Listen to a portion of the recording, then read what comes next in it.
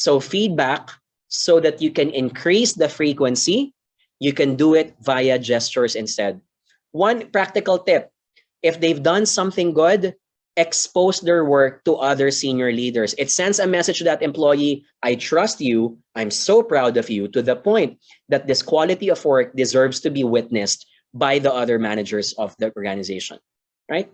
When you let someone's work be known to other senior leaders, you're giving them this imaginary badge that says that you have been the best student in class. Another one: empower them to make their own decisions. I mentioned about micromanaging a while ago. What's the opposite of micromanaging? It's empowering. It's letting people do their job without too much supervision.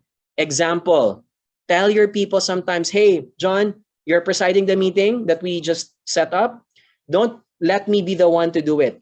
Be the one to preside and organize. I'll just be in your shadow because I think you can get the job done. In email threads, you can tell your employee, you can tell your recruit, hey, you don't need to copy me all the time.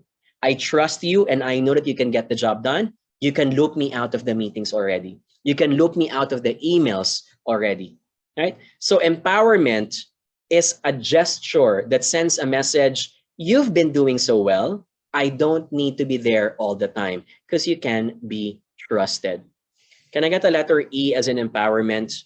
If that rings a bell for many of us, that's feedback. We often think that that is not feedback because it's an action, but action is feedback. I also want to highlight this: even silence and ignoring someone is feedback, right? Can I get an exclamation mark if you agree? Some people would say, I don't want to make a stand. I don't want to make a decision. I'd rather be safe. I'd rather be neutral. But ladies and gentlemen, being neutral is a stand. What you're trying to say is, I don't want to make a stand because I know it will hurt other people's feelings.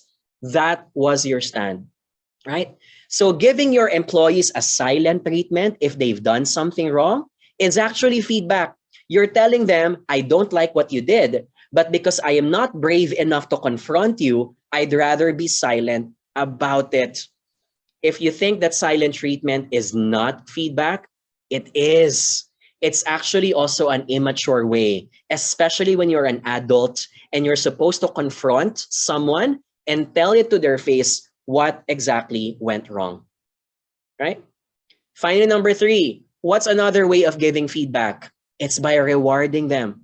Without telling them that they've done a good job, reward them with a training opportunity. Reward them with a project that they want.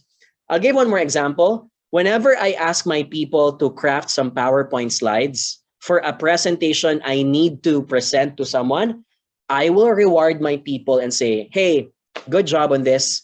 But instead of me presenting slide number 1 and 2, be the one to present it. Why? Because I want you to be exposed to the CEO. I want the CEO to know that you have done a brilliant job and you know how to present this. That is an opportunity for them, because these guys will know that when you expose them more to the bigwigs, it will help them in the future for them to be known when they need to get promoted. That's a reward. That's a gesture. That is also feedback. So feedback frequency can be improved without having to say too many things. It's also done via gesture.